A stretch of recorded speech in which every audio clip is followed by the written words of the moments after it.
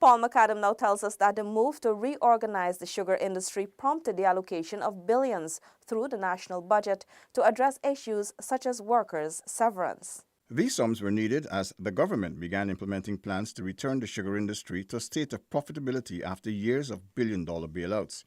To date, redundant workers have been paid at least 50% of the severance due to them, whilst it is expected that the remaining payouts can be achieved by year-end.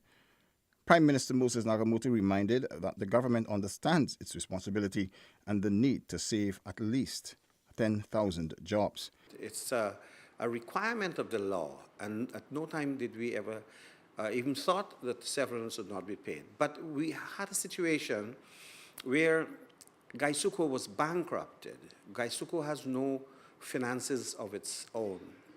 And the president, in addressing the National Assembly, did say that since 2011, $48 billion had been pumped into Gaisuco to help to pay wages to the sugar workers. And $32 billion of that amount came when we got into the government from 2015. The inherited $82 billion Gaisuco debt prompted the government to adjust its fiscal spending and implement budgetary measures to stop the hemorrhaging of the national coffers by the sector. An initial $500 million was allocated for sugar workers' severance. This was then increased by $1.7 billion to pay at least half of the severance by the end of January and the remainder by the end of the year. This sum was further increased by the government, as Agriculture Minister Noel Holder explained.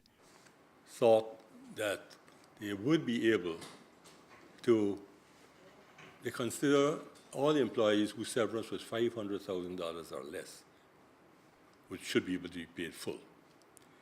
That figure is 1,600 and above 1,600 workers.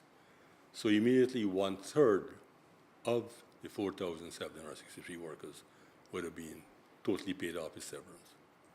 So that's where we are now. It is calculated that $4.5 billion will be used to pay all of the 4,763 Gaisuco workers. At the end of 2016, 4 estates were closed to reduce the billions that consecutive governments poured into the industry in an attempt to keep it afloat. Paul McAdam, InfoHub.